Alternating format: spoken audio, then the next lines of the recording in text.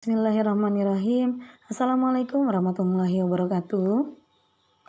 Apa kabar anak-anakku semua?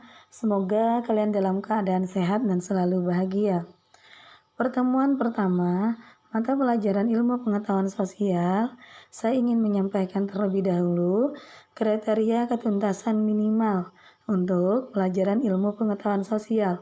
KI 1, 75, KI 2, 75, KI 3, 75, dan KI 4, 75. Pada pertemuan pertama kita di mata pelajaran ilmu pengetahuan sosial, kita akan membahas materi tentang interaksi antar negara Asia dan negara lainnya. Tujuan pembelajaran kita yang pertama, peserta didik dapat menunjukkan letak astronomis benua Asia. Yang kedua, peserta didik dapat menunjukkan letak geografis benua Asia. Yang ketiga, peserta didik dapat menyebutkan batas-batas benua Asia. Yang keempat, peserta didik dapat menjelaskan keadaan alam benua Asia. Dan yang kelima, peserta didik dapat menyebutkan iklim benua Asia. Jadi, ada 5 tujuan pembelajaran kita hari ini. Kita masuk ke materi. Kalau kita berbicara tentang interaksi, apa yang terbesit dalam benak kalian? Ya, benar sekali. Interaksi adalah kerjasama. Benua Asia. Benua Asia merupakan benua terluas di dunia dan terdiri atas banyak negara termasuk negara Indonesia. Negara Indonesia sendiri termasuk kepada benua Asia bagian tenggara. Setiap negara yang berada pada benua tersebut memiliki potensi alam dan sosial budaya yang berbeda-beda, sehingga telah lama terjadi interaksi antar negara-negara di Asia. Bentuk interaksi tersebut terlihat dalam berbagai wujud seperti perdagangan, penyebaran agama, dan politik. Negara-negara di benua Asia juga menjalin interaksi dengan negara-negara di benua lain. Interaksi tersebut bahkan telah berlangsung lama sejak kedatangan bangsa-bangsa Eropa ke sejumlah negara di Asia. Pesatnya kemajuan ilmu pengetahuan dan teknologi saat ini memungkinkan interaksi tersebut berjalan semakin intensif. Letak dan luas benua Asia dan benua lainnya. Benua merupakan massa daratan yang memiliki ciri atau karakteristik tertentu. Bagi ahli geografi, benua tidak hanya sekedar istilah fisik, tetapi juga menyangkut aspek budaya. Karena itulah, Asia dan Eropa dianggap sebagai dua benua yang berbeda, walaupun masih dalam satu massa daratan yang menyatu. Pemisahnya adalah budaya yang berbeda antara Eropa dan Asia. Pada mulanya, di permukaan bumi hanya ada satu benua yang disebut dengan Pangea. Benua tersebut kemudian pecah dan bergerak saling menjauh atau saling mendekat satu sama lainnya. Dalam kurun waktu jutaan tahun, barulah terbentuk benua yang kita kenal saat ini.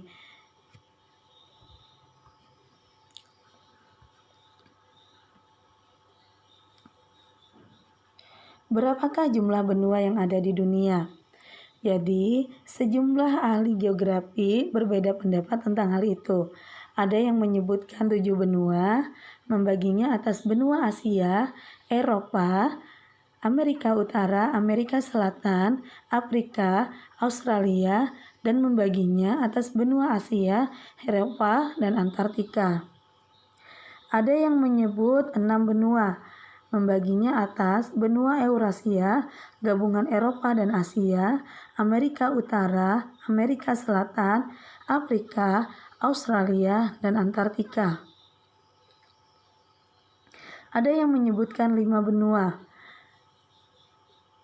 membaginya atas Eurasia, gabungan Eropa dan Asia, Amerika, Afrika, Australia, dan Antartika. Ada pula yang membagi menjadi 5 benua, tetapi tidak mengikut sertakan Antartika, sehingga benua di dunia terdiri atas Asia, Eropa, Amerika, Afrika, dan Australia. Peta persebaran benua di dunia. Coba kalian perhatikan peta. Lihat pada warnanya. Warna merah ini adalah benua Asia. Warna marun benua Eropa. Oranye Afrika. Ungu Australia. Biru Antartika. Hijau tua Amerika Selatan dan hijau muda Amerika Utara. Antartika benua yang tidak bisa dihuni oleh manusia karena udaranya di Antartika ini sangatlah dingin. Jadi hanya ada 5 benua yang dihuni oleh manusia. Ibu ulangi, ada Asia, Eropa, Afrika, Australia, Amerika Selatan, dan Amerika Utara.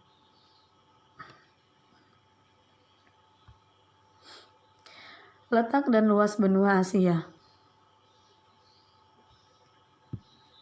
Benua Asia merupakan benua terluas di permukaan bumi.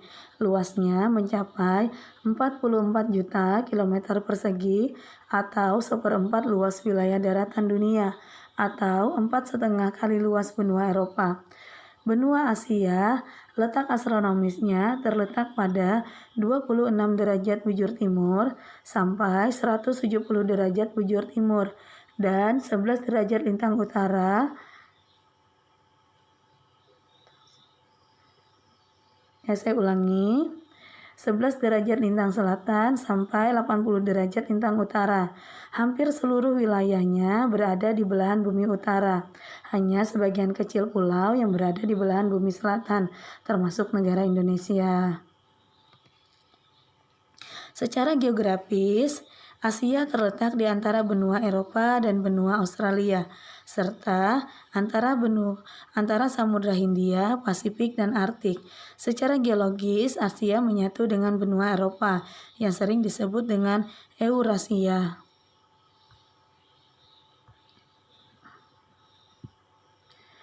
Batas-batas wilayah benua Asia antara lain sebagai berikut.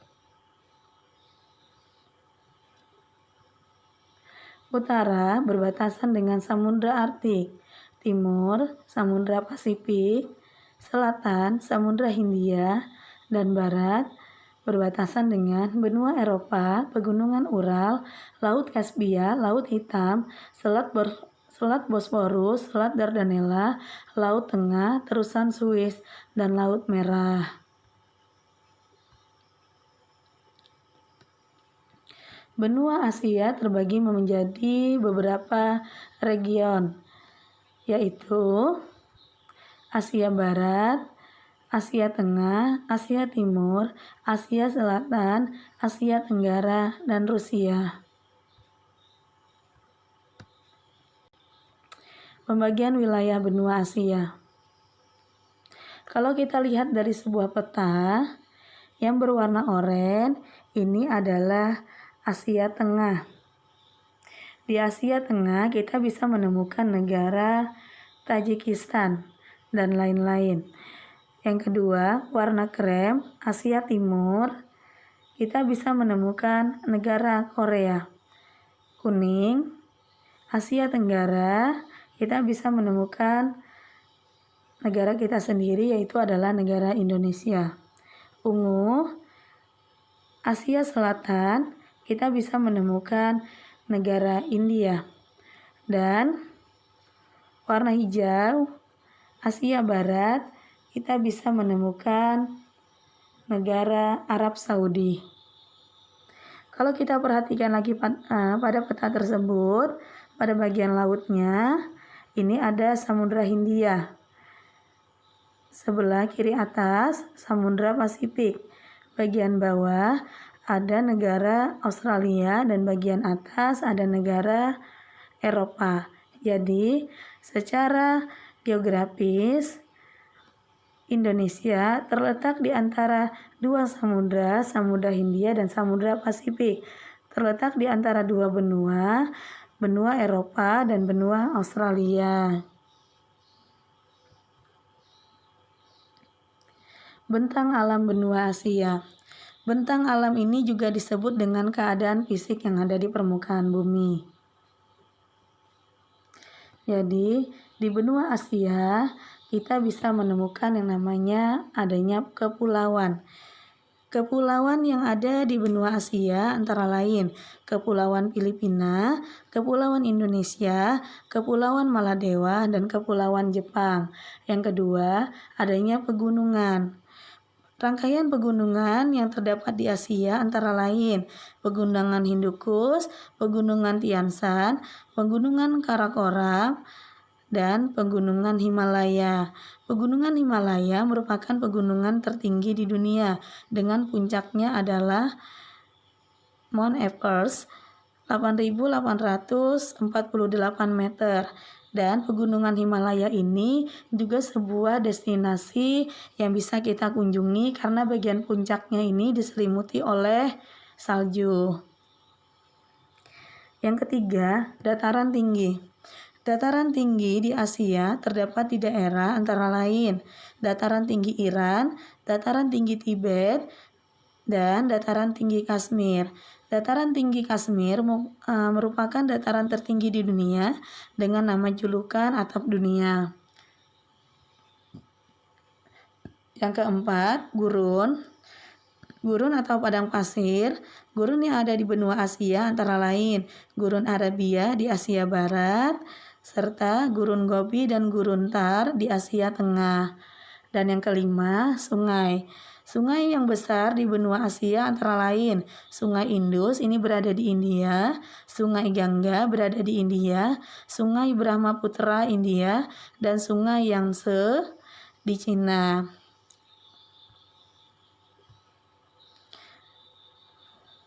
Dan yang terakhir, iklim benua Asia. Berdasarkan letak lintang keadaan fisik, bentang alam, iklim di benua Asia dibedakan atas. Yang pertama, iklim tropis. Iklim tropis memiliki curah hujan yang tinggi, hal ini dipengaruhi angin musim. Wilayah ini meliputi sebagian besar wilayah Asia Tenggara, pantai barat India. Yang kedua, iklim subtropis basah. Iklim ini terletak di antara 23,5 derajat lintang utara sampai 30 derajat lintang utara. Wilayah ini meliputi sebagian besar Asia Timur. Curah hujan tinggi dipengaruhi angin musim tenggara di Samudra Pasifik. Sedang musim kemarau terjadi pada saat berembusnya angin musim di Asia Tengah. Yang ketiga, iklim sedang. Wilayah ini terletak antara lintang 30 derajat lintang utara sampai 66,5 derajat lintang utara, meliputi sebagian kecil Asia Timur. Iklim sedang memiliki curah hujan rendah. Pada saat berembus angin timur dari arah kutub, suhu udara sangatlah rendah. Yang keempat, iklim kutub. Wilayah ini terletak antara lintang 66,5 derajat lintang utara sampai 90 derajat lintang utara, meliputi Siberia Utara. Suhu sangat rendah karena didominasi oleh pengaruh kutub, dan pada musim dingin suhu di bawah titik nol beku. Dan yang terakhir, yang kelima, iklim gurun. Iklim gurun terdapat di daerah gurun Asia seperti Gurun Gobi, Taklamakan, Mongolia, Tibet, dan Jazirah Arab. Curah hujan sangat rendah karena angin yang berasal dari daratan yang kering. Ya, terima kasih telah menyaksikan video pembelajaran dari saya. Saya akhiri pelajaran hari ini. Wabillahi taufiq hidayah. Wassalamualaikum warahmatullahi wabarakatuh.